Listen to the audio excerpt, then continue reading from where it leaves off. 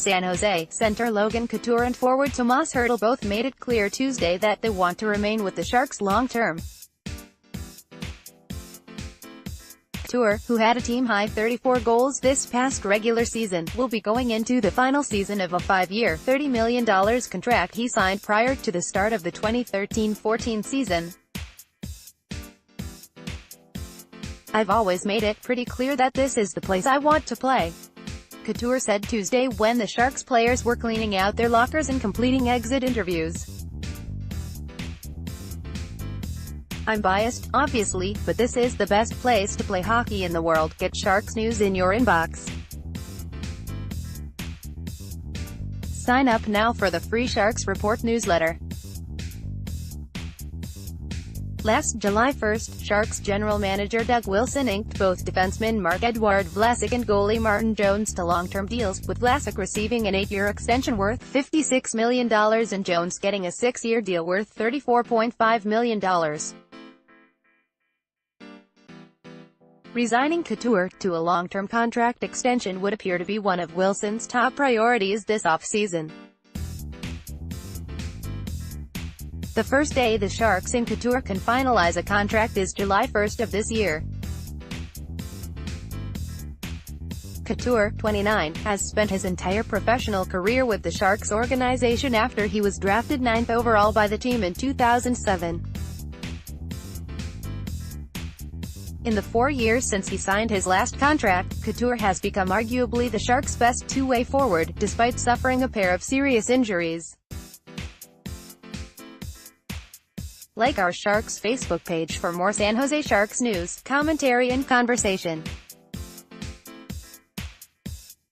In the last 4 years, Couture has played 285 regular season games, has scored 101 goals, second only to Joe Pavelski's 126, and recorded 216 points, fourth most behind Pavelski, 282, Brent Burns, 278, and Joe Thornton, 233.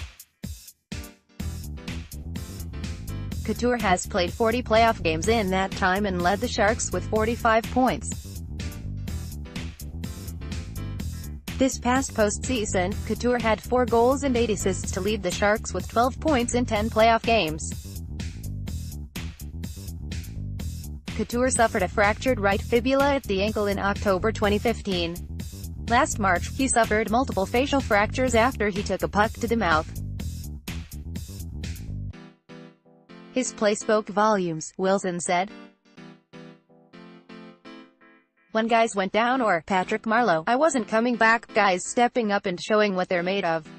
They're ready to have even bigger roles on this team." He's played internationally.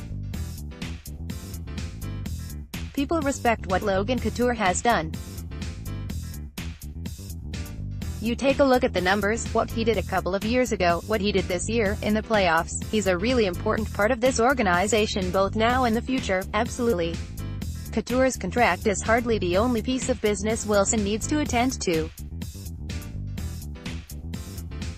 Pavelski, 33, is also entering the final year of his 5-year, $30 million contract he signed in July 2013.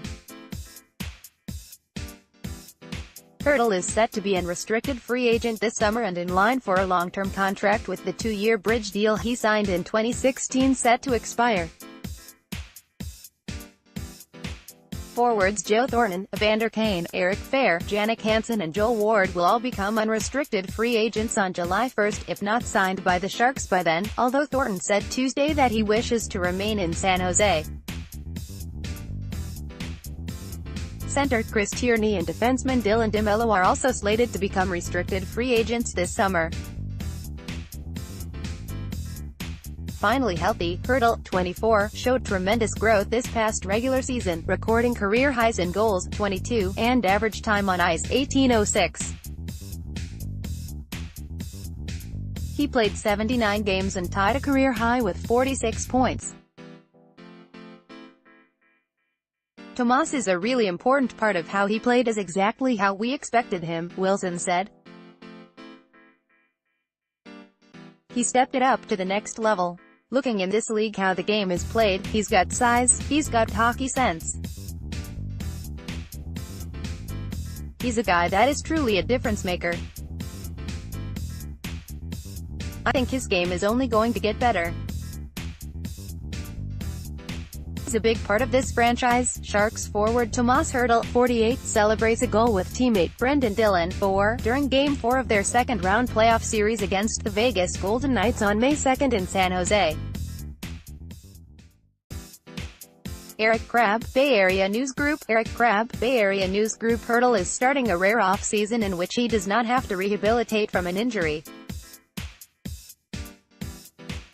He needed surgery during his rookie season in 2013-14 to repair ligaments in his right knee, suffered another knee injury during the 2016 Stanley Cup Final, and in November of that year, went down with yet another knee issue.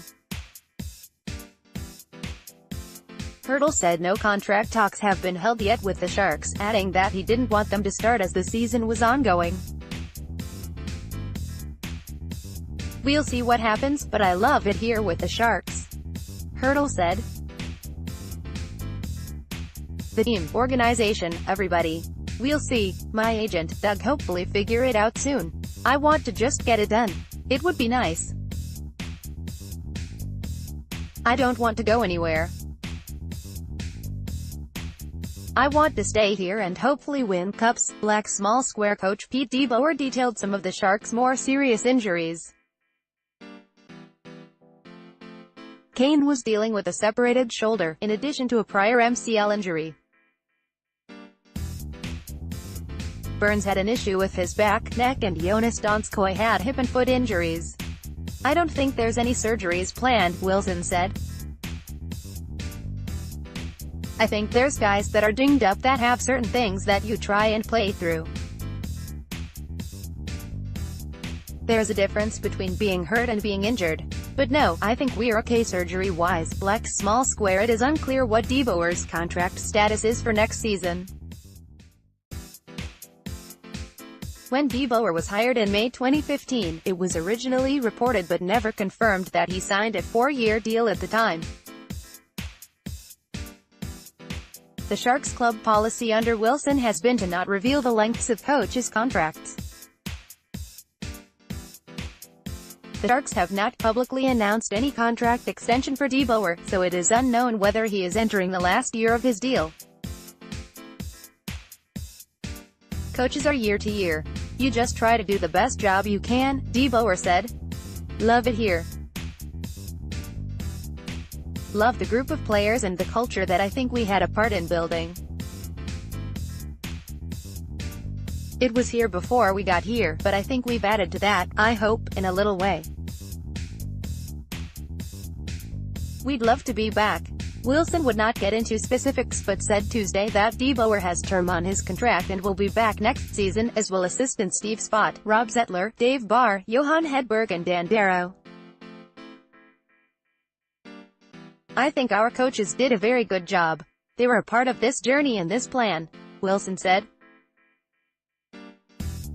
"When we talk transition, every team in the league had to transition how the game is played, where it's at, where it's going. And I think not only the inclusion of some younger players, but adjusting how we play.